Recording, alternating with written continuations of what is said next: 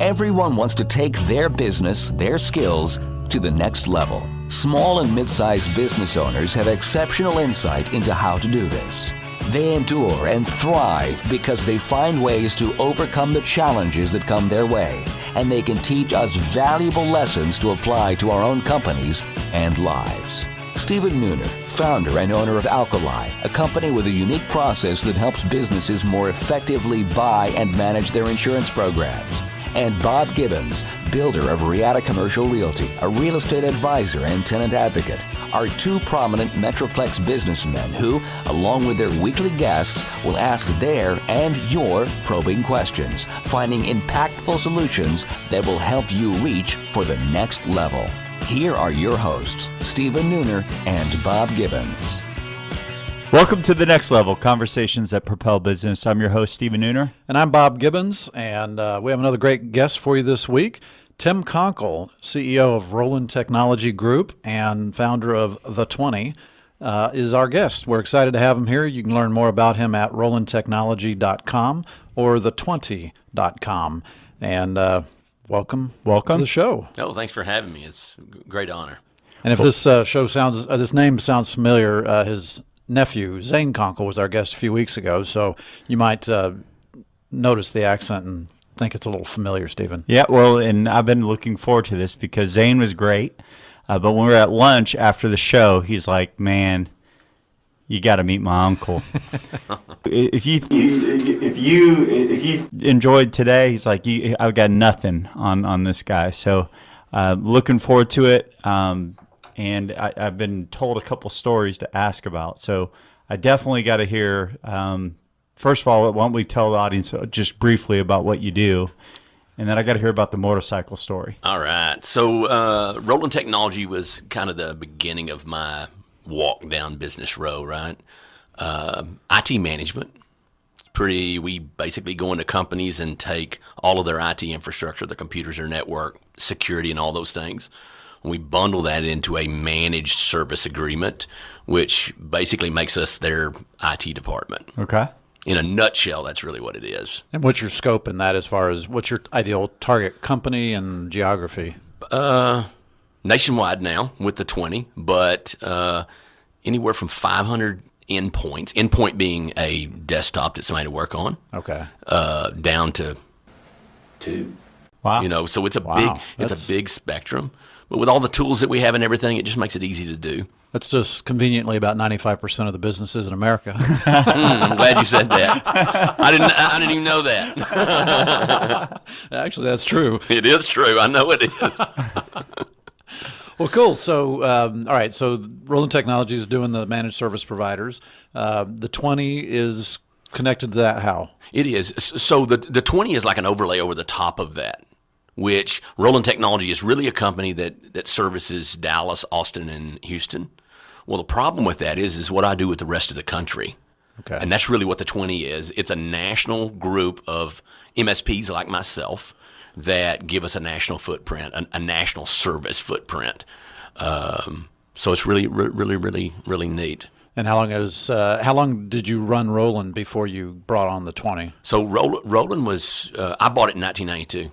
And then the 20 was created 3 years ago. The 20 has grown probably at light speed compared to Roland Technology. It really has, although most people in the industry would say that I have a successful IT company and I could have stopped there and been done, but I'm a dreamer. Now, I saw something that said, where you were talking, a video where you were talking, you said that you went for 20 years with like 4 people in your company. It really hadn't gone anywhere. And then all of a sudden something changed and now you blew it up to like 60 people in the company and you started the 20. Literally learned 3 simple things: lead gen, sales, and scale. That's what I learned. Probably 6.5, 7 years ago, that revolutionized not only my company, but all the pieces inside the 20. It really is the recipe for success. I ask this question a lot of people. I know in our industry, they like to go to conferences all the time. They go down vendor row, they're looking for the next best thing and all the other things. And they listen to all the speakers that speak at the conference, and then they leave thinking, I'm going to build a $10 million company. So I always ask this question at conferences: what's easier, walking down vendor row, listening to all the speakers that have never built a $10 million company? Or would it make sense maybe just listen to me for a minute? So if you want to duplicate something, it's much easier if you want to make a chocolate cake to find somebody that's made one before or have a recipe. And that's really the thought process behind the 20. All right. So those 3 keys are lead generation, sales, And scale. And we'll try and get back to those, but Yep. we don't want to delay any more the motorcycle story. The motorcycle story.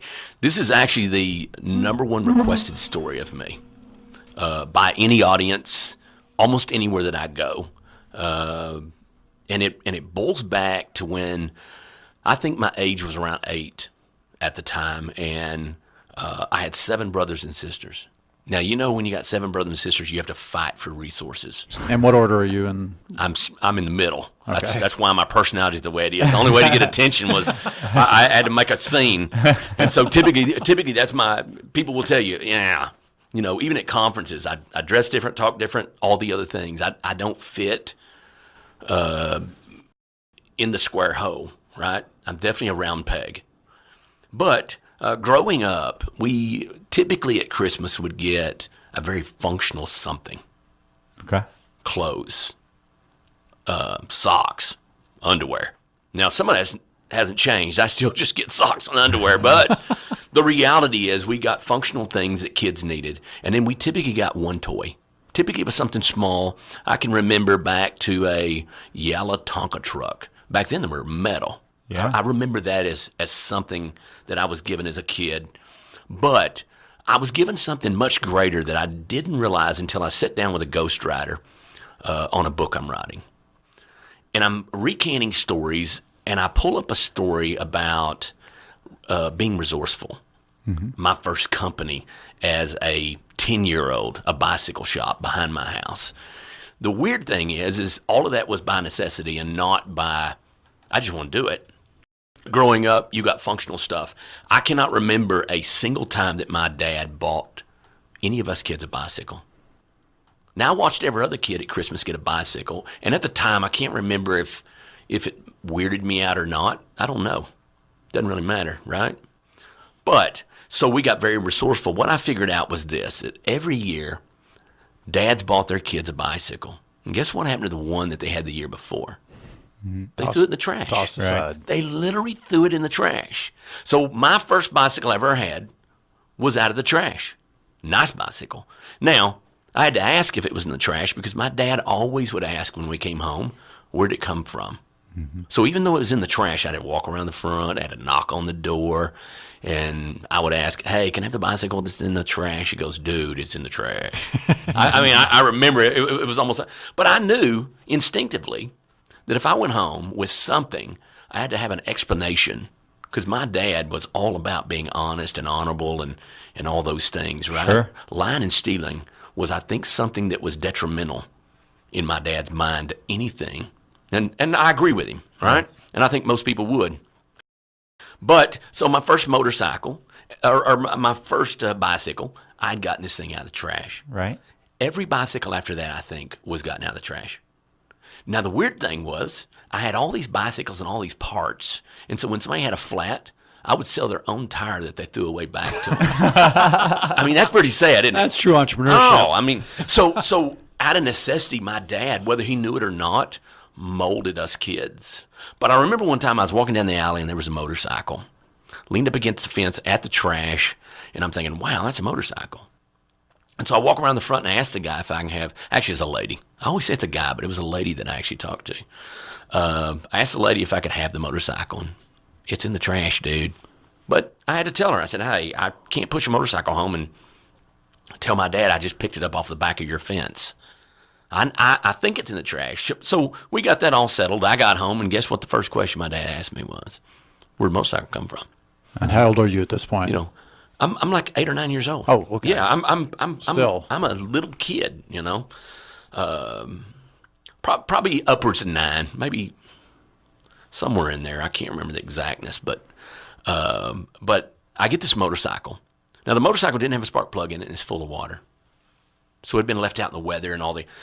And I say motorcycle, and some people have this grand idea of a motorcycle. This was a piece of junk. Really? Was in trash. It was in the trash. Yeah. Why? Well, it had been neglected. It had been left out in the weather. It had filled up with water and all the other things that went with it. And so I took it home, and I'm excited. My dad comes out. My dad never dogged anything out. He always calculated everything and then gave you what he thought, And so he looks at the motorcycle and he says, you know what? That motorcycle will run if it's not seized up. Now, I didn't know what seized up meant at the time, but what he's really talking about, if the piston in the ring's not rusted to the head wall, and we can kick it and the piston will move up and down. For simplicity's sake, that's what he was saying. Yeah. And so he got my older brother out there. He put it up on a milk carton. Most people may not even know what a milk carton is anymore, but the old plastic thing, you had four 1-gallon jugs of milk that came in them, but he turns it upside down, puts the motorcycle up on it, has my brother kick it. So my brother starts kicking this motorcycle, and the piston's moving. He goes, yeah, this is going to work. This is really going to be good, right? Right. I was excited, big time. I'm going to have a motorcycle. After a couple hours of kicking, though, my excitement started to change a little bit, I'll be honest with you. There was a nap in there somewhere, and there were some other things. But my dad had my brother kick this motorcycle forever. Every time he would kick it, I would remember the piston would come up and water would shoot out the top. What he was trying to do is just get the water out of it. There came a point in this that he felt like it was dry enough or kicking wasn't going to get any more, so he put ether, starter fluid, in there, put a spark plug in it, tied everything up. Now, there's lots of things he did on the outside of this that I know now that I didn't know then, like taking the bowl off the carburetor and emptying the water out of it, right? Maybe adjusting or tweaking the carburetor a little bit on the thing. He did little things in there that I don't think are relevant to the overall essence of the story, but he did those things. But he puts a spark plug in, the ether, he kicks the thing, and it doesn't do anything. In fact, it's sickening to listen to. It's just like, I mean, there's no fire in it. There's nothing. But my dad was so smart. I mean, that's the thing. He was resourceful because he had to be that way. I could tell stories about him tearing the front side of his childhood home off because his dad said they was going to rebuild it, so he took the initiative. But I'll keep that for another time. So his dad comes home from work, and the whole front of the house is gone. But the motorcycle, right? So I remember my dad taking the spark plug out and looking at it, and it's wet. In other words, it was fouled. See, I'm learning. He didn't know it, but I'm learning about engines at the same time. It's the weirdest thing I've ever seen to think back on it now. And so, but it was fouled and all of those things, right? So my dad cleans it off and all the other stuff, dries it out, puts ether in there, and he puts it back in there. To make a really long story a little bit shorter, after a while of doing these things, my brother kicks this thing, and the motorcycle makes that first noise that sounds like life, and that is brah, brah, brah, brah, brah. It only burned the ether off of it, but we knew at that moment that something new had taken shape and all the other things. We were excited. We were like, wow, this is cool. That's a beautiful sound. So then other things happen, right? Puts gas in the tank, all these other things that started to happen. And it wasn't long before the motorcycle was running. And in the midst of all of that, we had a ton of fun for probably 3 or 4 years after that, and then sold it. So we actually made money off of this trash we pulled out. All right, so we're going to have to take a break. So when we come back, what's the point of the motorcycle story, and how does it make a life-changing thing? This is actually a perfect place to stop. Why? Because I've told the story in its entirety. I went from a motorcycle in the trash all the way out to a motorcycle running. What does a 9-year-old kid learn from that completely makes every business decision I've ever made successful? I'll tell you in a minute. Back in a moment. And now, Confessions of a Recovering Landlord. This is Bob Gibbons with Riata Commercial Realty, and I am your recovering landlord. After 20 years as a landlord, I now use that experience only for the benefit of companies that lease or buy office buildings and warehouses. Today's confession: knowledge is power. We all negotiate from a position of power and strength, or at least we want to. In any negotiation, the party with the most knowledge probably has the upper hand. And landlords count on this being the case whenever you're negotiating a lease, because most landlords are professional real estate investors and they hire professional leasing agents and property managers. Landlords are in the market every day negotiating leases, while tenants probably only negotiate 1, maybe 2 leases every few years. So tenants feel outgunned. Don't let landlords have all the power. As a former landlord for 20 years, I understand how landlords think and what motivates them. So let me put that knowledge and experience to work on your side of the negotiation. To learn more, contact me at texastenantrep.com. Again, that's texastenantrep.com. Have you started making plans to take your business to the next level in 2016? Hi, I'm Stephen Nooner, founder and CEO of Alkali. We have a trademark process called the Empowered Advantage that enables CEOs, business owners, and entrepreneurs to more effectively buy and manage their insurance. Before sitting down to make your plans for the new year, here are just a few things to consider. Would you say that you have an actual insurance strategy, one that you can articulate, or have you just purchased a policy here and there over the years? If you have an insurance strategy, was it discussed under the pressure of a renewal deadline or considered earlier in the year to avoid fire drill decision making? If your answer was no to either of these questions, then you may not have the right partner on your team. Visit alkaliservices.com to contact us and take the next step to a bigger and better future. Hi, I'm Jared Benke, manager of Transitus Capital. We help business owners buy and sell companies, and I'm here in the room with Bob and Steven. God, I wish they'd put some clothes on. I know they're on radio, but come on. We're back with Tim Conkle, Roland Technology Group, and the 20 MSP. If you want to learn more about them, the20.com, rolandtechnology.com. All right, back to the story. You're 9 years old. You found this motorcycle. Your dad's helped you dry it out, and you just found some signs of life, and eventually you sell it. So we've ridden the motorcycle now. I'm a little kid. What did I get? I got immediate joy, right, for a little bit. Mm-hmm. But really what I didn't know was my dad literally changed the way I think in that moment. Didn't know it till much later. I'm sitting with a Ghost Rider, and he's pulling this out of me, and I start to see it.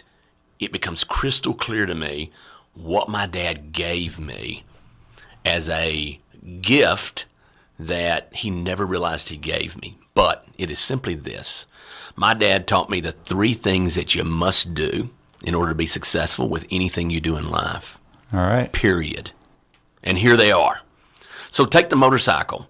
When I walked up in the yard with that motorcycle, my dad did something. He defined where I was in time. Okay. He said, hey, you've got a motorcycle that will run if. He defined my space in time and where I was, and he qualified it. In other words, he says, here is exactly where you are in time or in what you're doing. And he defines that as a motorcycle full of water and blah, blah, blah, blah, and then he qualifies it. It is huge to know, or it's important to know, that the qualifying of this is probably the most important piece he taught me. Then he looked at it and said, if it's not seized up, you always have to figure out where you are, no matter what you're doing, and you have to give a true assessment of where you are and what is going on and everything else. You have to define the moment. Okay.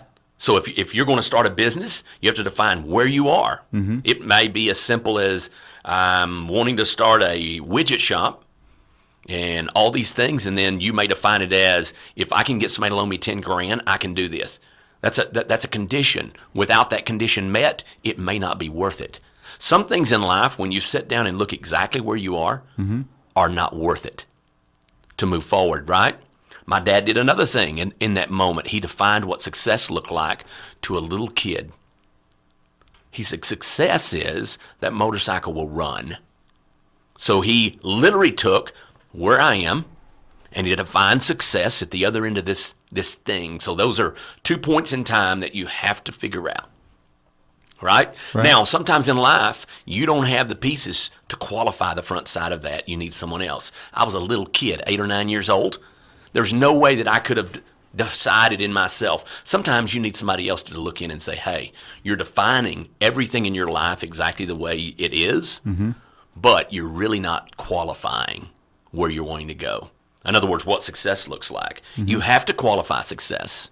And so that's what he did. He qualified success with this idea of this motorcycle will run. Now, if you can define those 2 points in time, there's only one thing left to do. And this is the greatest lesson I ever learned from my dad.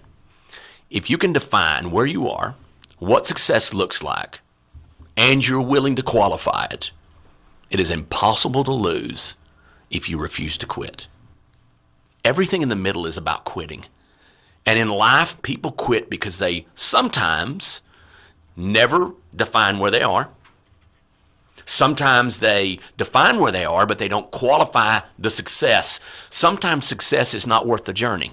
In other words, my dad was saying, hey, if this motorcycle is seized up, it is not worth. What he was really saying as an older man is he was saying, hey, we'd have to pull the head off of it, get the headboard, probably buy a new piston, rings, all these things. What he was really saying was, it's not worth it. Right.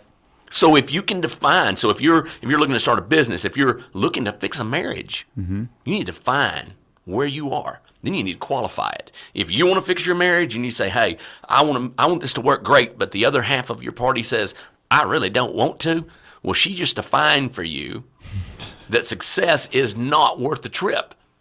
It is the way it is.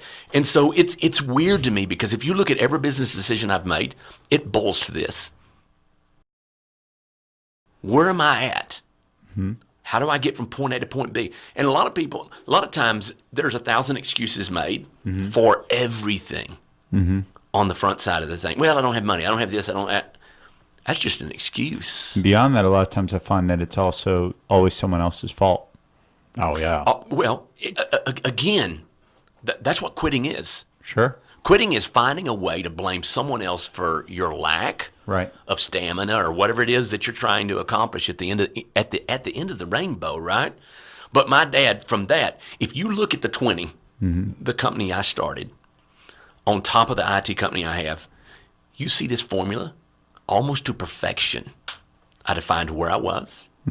Well, in order, you have to know industry to know this stuff. So if you look at big companies in the IT space, you're looking at companies that go out and they want two things in life. They want revenue and footprint. So what do?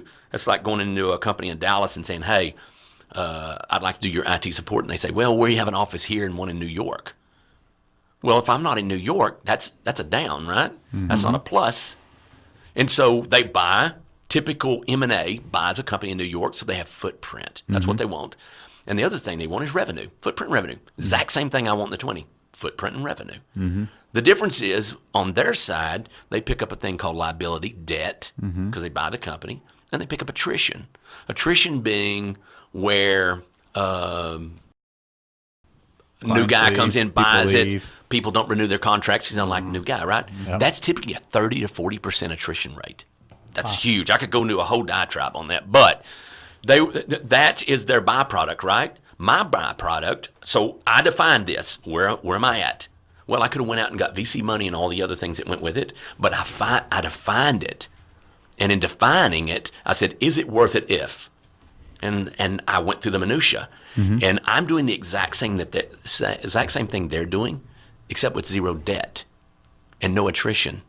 I'm really mirroring what they did, just in a different strategic way. And I defined what success looked like. I want to be able to touch every square inch of the U.S. and Canada in the beginning. Now we're talking Europe and other things, but my whole point to that is if I didn't define that, how do I know when I got there? It's like the motorcycle. How would I know as a kid when we made it or when it started to run? You know, how do you know when you make it in the 20? When I cover every square inch of the U.S. and Canada, which in the beginning looked hard, but now it's so easy. It's pathetic. It's kind of embarrassing. Now, the thing I like about your formula is you can do it at any point in the process. Absolutely. At any point in the process, you can define where you are. Absolutely. I mean, maybe conditions have changed, but you can still define where you are. And on the end game, well, your end game when you started Roland Technology was not the same as it is today. Right. So you've moved that goalpost. Absolutely. So, but everything in the between, you still have that middle part, which is Right. the execution and the Absolutely. effort and all the rest. Yeah. And what? Not quitting. Yeah, not quitting. I mean, I love that. I've written that down. Everything in the middle is not, it's about quitting. Yep. So think about this too, though. I had something in the mix of what I did that made it really, really good. What did I have? I had a recipe. I had a dad that knew how to make it happen, right? You look at the 20, I'm really taking IT guys that are, let me just say it honest, mediocre. And I am propelling them with a recipe into great companies. Now I'm defining, I tell this story at every single group is required to come into Dallas and meet with me. I tell this story. I make them define where they are, what success looks like to them. Success it's not always money. Sometimes it's, I want to be able to take a vacation. I'm a small business guy and I haven't taken a vacation in 5 years. What success look like? I want to get my company to a point I can take vacation, or I can give back. You're right. This is an always changing thing that always keeps up with you. Whenever these people come into Dallas to meet with you and they start talking about what their goal is, do you kind of chuckle at times and say, boy, that's way too low. You're not shooting nearly high enough. I do honestly, because here's the thing, right? If you went into a supermarket right now, or a grocery store, I don't know what people even call them anymore. I rarely go. Amazon. But you go in, you go in and you buy the mix for a chocolate cake, right? You're under no illusion that at the end of that process, you are going to have a chocolate cake. There's no illusion to that, right? Right. You know unequivocally. Mm-hmm. Why can't business be that way? And that's really what the 20 is. It's like walking into that grocery store, buying that chocolate cake, because unequivocally at the end of the process, if you duplicate it, it works. So in that case, the people that you're trying to reach are other kinds of IT companies that are providing managed services. Yes. Anywhere in the U.S., Canada. And if they're in, let's say one of them is in Dallas or Plano or somewhere where you're already doing business, is that somebody that should be contacting you or not? I've got 3 in Dallas right now that I've taught them every single thing I know. And you can still add and more? Most people would say, well, man, that's competitors. Are you crazy? They're not really competitors. For me as a single IT company to think that I can handle all of Dallas, one, it's stupidity. The other, there's a basic level ego problem in that. It's funny. Most people tell you that I would have an ego probably, but once they know me, I really don't. I'm in it to win it for everybody, not just myself. Okay. So IT people, everybody call Tim. Yeah. If you're looking, because I bring so much, I make them great day one. That's the thing. I bring all the pieces to make them great day one. So they go to the20.com. They do. Start there. Yeah. Interesting. And it sounds like that may be a formula for other things in the future, but that's for another show. Yeah.